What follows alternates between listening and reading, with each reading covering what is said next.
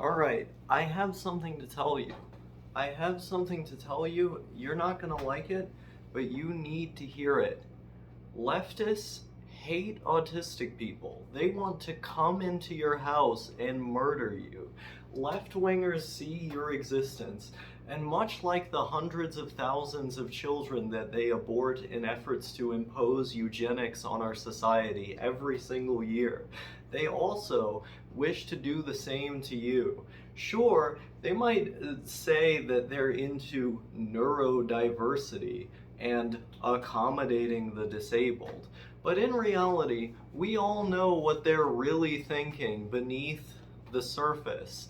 What they're really thinking is that autistic people, due to their nonconformist and anti-authoritarian rebellious tendencies, their moral character, they know that you stand directly in contradiction to their essentialistic and modernist ideas of how society ought to be. You stand in direct contradiction to that because you are the exception to that. Everything about collectivism, this grand narrative that if we all got together and sung kumbaya with one another through our shared humanity, that society would improve and that it would function far better than now. This grand narrative does not apply to autistic people because that collectivism necessarily relies upon the not just the shared humanity of the people that are participating in the society, it also relies on the shared neurotypicality of the people participating in the society. And so, where do the leftists stand on the autistic folks? I know where they can stand, but I also know where they actually stand. It's possible, it is entirely possible to build a more egalitarian society that happens to accommodate the disabled or allows the autistics who oftentimes cannot participate in the workplace due to their difficulties in communicating, difficulties maintaining the strict routine that a work schedule might require of them, or the opposite, a flexible routine it might require of them. The overstimulating nature of the work environment and its various requirements. These are all a couple reasons why autistic people may struggle to work, and also why the unemployment rate of autistic people is so high. It's something like the majority of autistic people are unemployed, and it is because of the way that we differ from neurotypicals and the fact that even in contemporary capitalism, where there's a certain emphasis on individuality and individualism, these accommodations that we need are not in place because the society would either cease to function or it would just be impossible to impose all those accommodations on the daily necessities that neurotypicals require from the society. Making a one-size-fits-all that includes autists, it doesn't quite work like that. So autists have to mask, they have to do things to try to fit in, to try and work the best that they can in this society, and oftentimes it results in miserable failure because the accommodations that they need are simply not afforded to them. Now imagine you have a society that is so firmly entrenched in the notion that the collective will is the ultimate good, that trying to uplift as many people as humanly possible is how we ought to organize society.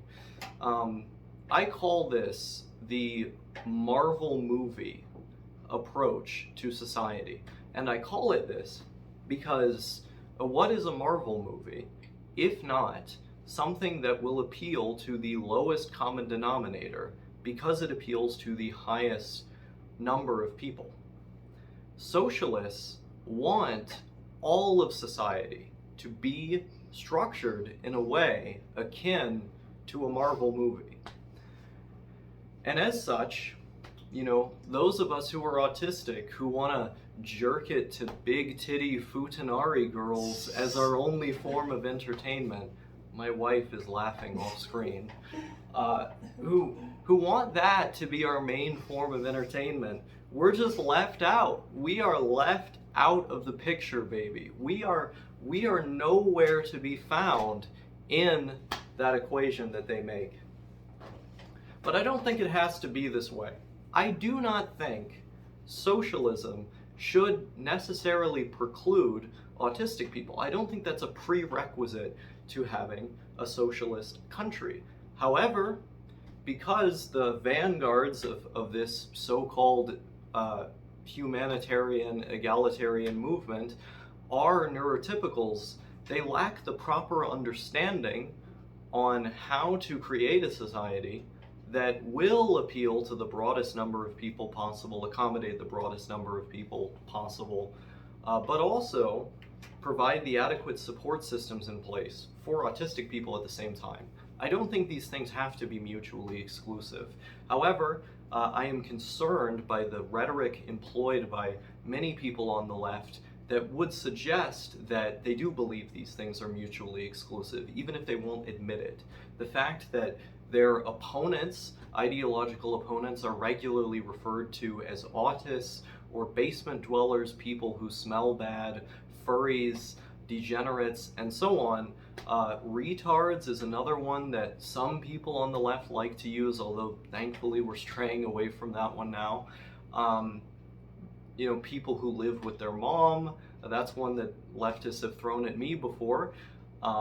This is such a common thing in the rhetoric on the left, and it shows a distaste for autistic people, a deep-seated hatred for autistic people that many of these people harbor, much in the same way that many people harbor implicit racism, subconscious racism that they're often not aware of, that the white supremacist patriarchal society that we live in has conditioned them into feeling, into having as a part of their intuitions. I believe that ableism, or the tendency to demean or dehumanize the disabled, a prejudice that's harbored akin to racism, sexism, and so on, I believe that that's conditioned to people in a similar way. But where the left would be careful about the language that they use about other minority groups, they seem simply unwilling to do the same about autistic people, be it because they're white, straight, male, or whatever justification they can give for demeaning the disabled in this particular way. And I don't just think it's because society has conditioned them to think this way.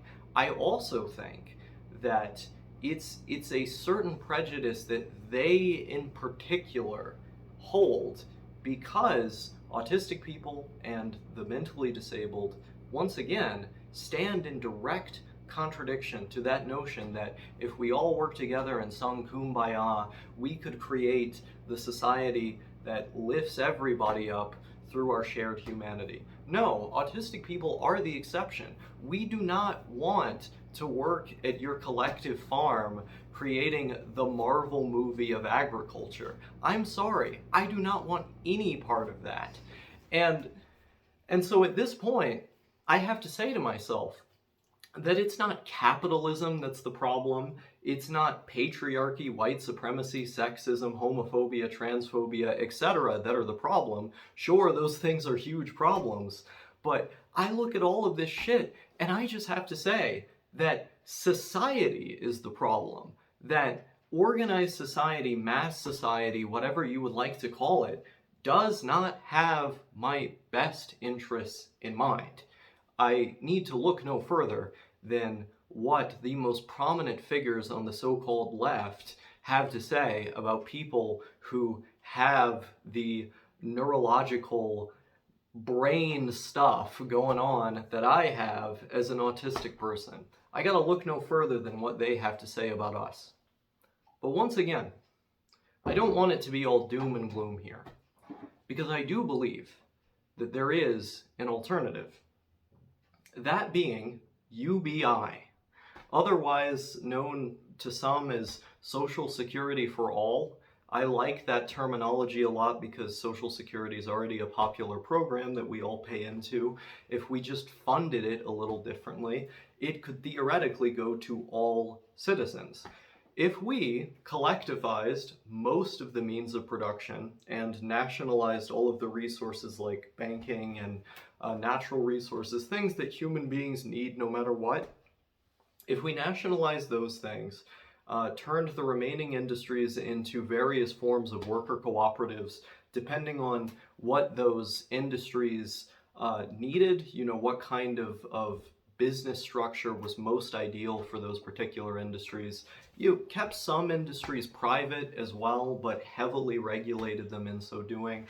I think there would also be room in the government's budget to give a basic means of subsistence to all or most of the citizens, and depending on the particular circumstances in the country, it could even be the case that these payments could be directly targeted to a greater number of people who are considered disabled or deficient in some capacity.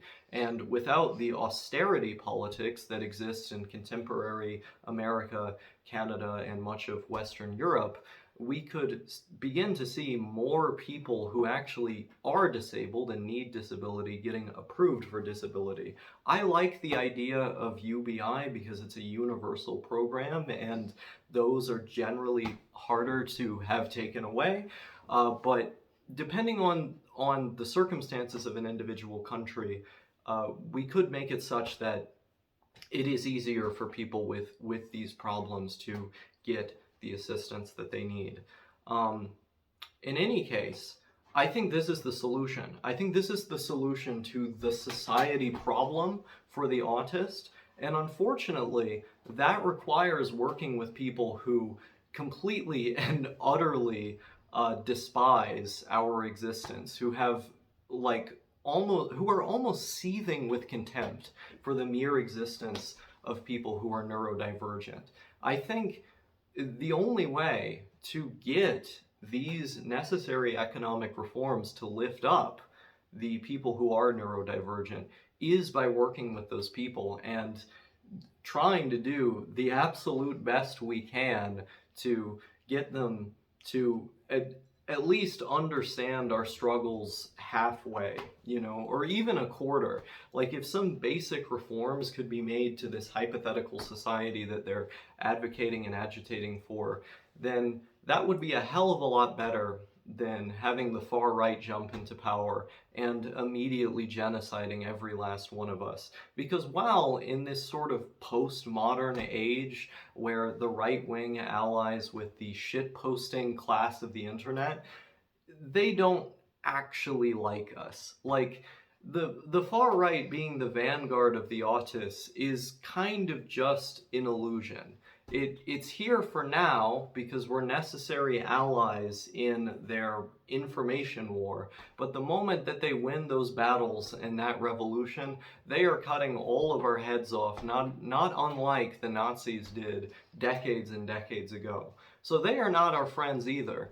And I would also argue that the hatred towards autists and furries, when you get into those communities and all the autists are asleep and they're talking amongst themselves, they actually show more contempt for us than the leftists do.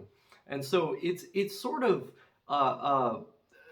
decide who's your least bad foe situation, the lesser of the two evils, and in so doing, form a group together, a block together, the autist bloc, the autist political faction, to try and move the left into a direction that would be good for us, or at least the least bad for us.